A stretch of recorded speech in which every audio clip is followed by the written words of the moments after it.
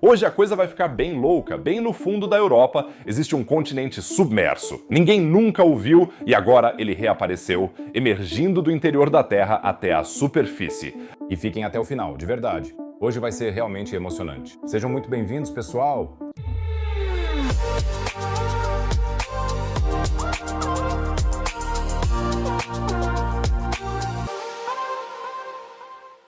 Como vocês aprenderam sobre os continentes na escola? Quantos existem, afinal? A América conta como um continente? E a Antártida? A Austrália é um continente ou a Oceania? Escrevam nos comentários como vocês contam os continentes. E já posso dar uma dica: tem mais continentes bem lá embaixo dos nossos pés. E para que vocês sejam sempre os primeiros a saber dessas descobertas emocionantes, inscreve-te agora mesmo no canal, não custa nada. Vocês não vão perder mais nenhum vídeo e vão me ajudar muito.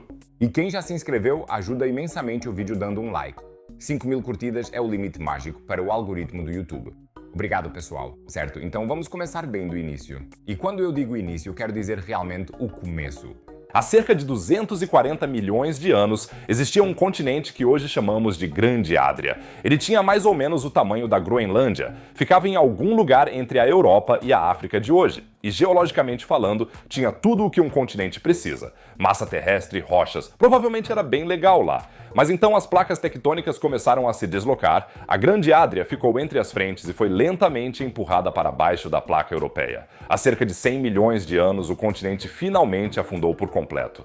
Ou será que não? Durante anos, geólogos reconstruíram esse continente submerso no interior da Terra, camada por camada, rocha por rocha. Um enorme quebra-cabeça nas profundezas do Mediterrâneo. E então, dois pesquisadores da Academia de Minas de Freiberg fizeram uma descoberta que chamou a atenção da comunidade científica. Iskander Muldashev e Thorsten Nagel investigaram uma cordilheira no sul da Bulgária, os chamados Rhodopes, com até 2.100 metros de altura, pitoresca, à primeira vista nada suspeita. Mas o que os geólogos encontraram nas rochas foi tudo menos insuspeito, pois essas rochas contam uma história que, na verdade, não deveria ser possível. A análise mineralógica das rochas dos Rhodopes mostrou de fato que essas pedras guardam uma história incrível. O coautor do estudo, Thorsten Nagel, diz: estudos mineralógicos comprovam que grande parte dos Rhodopes foi afundada a profundidades de até 100 quilômetros. E isso não é uma descoberta banal. 100 quilômetros de profundidade significa que isso não é uma cadeia de montanhas comum. Isso é material do manto superior da Terra, coisa que normalmente nunca deveria haver à superfície terrestre. Mas hoje está no topo de uma montanha búlgara e pode ser admirado por turistas. Como isso é possível? Alguém entende isso? I don't get it. I don't get it. I don't get it. I don't get it. I don't get it. Agora alguém poderia dizer: rocha vinda de grande profundidade. E daí? Rocha é rocha, está espalhada por toda parte. Na verdade, é verdade, mas o verdadeiro destaque é a combinação de onde essa rocha está localizada e quando ela apareceu. Afinal, os Rhodopes ficam bem longe da zona de subducção da época. Para explicar, uma zona de subducção é o local onde uma placa tectônica mergulha sob outra. Portanto, se a Grande Adria afundou sob a Europa, isso aconteceu em um ponto bem específico, mas os Rhodopes ficam bem longe disso. À primeira vista, isso não faz sentido. Além disso, dados geoquímicos mostram que a ascensão dessa rocha ocorreu há cerca de 40 a 45 milhões de anos, ou seja, muitos milhões de anos depois de a Grande Adria já ter afundado há muito tempo. Como é que a rocha de um continente afundado chega à superfície milhões de anos depois, longe do local onde se afundou? Os pesquisadores estão desenvolvendo uma hipótese maluca com a ajuda de modelos computacionais. Um pedaço da placa afundada pode ter se soltado da placa principal nas profundezas do manto terrestre, simplesmente se partiu como um pedaço de chocolate, só que a 100 km de profundidade. E esse pedaço que se partiu tinha flutuabilidade.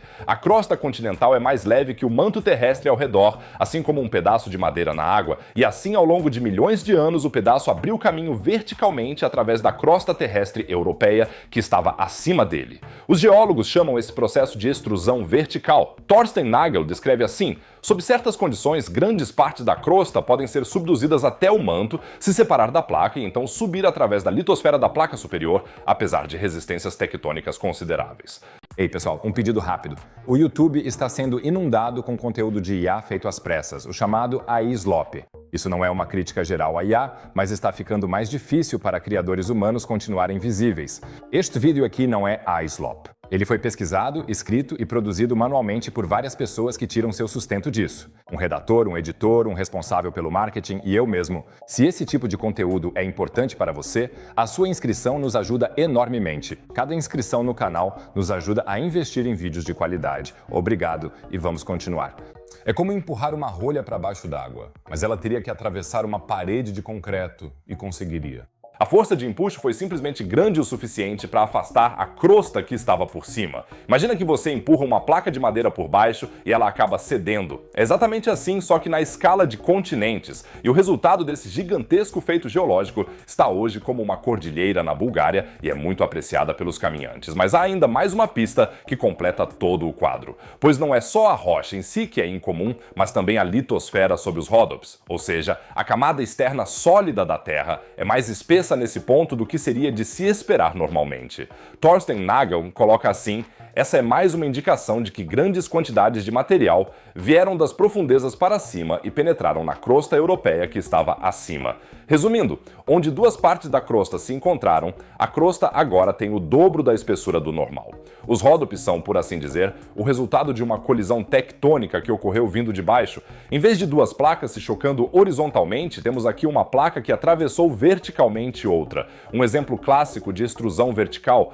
E, aliás, é o primeiro caso bem documentado no mundo em que um pedaço de um continente submerso voltou à superfície dessa maneira. E fica na Europa, na Bulgária. Acho isso de certa forma bonito que a Europa, do ponto de vista geológico, ainda seja capaz de nos surpreender assim.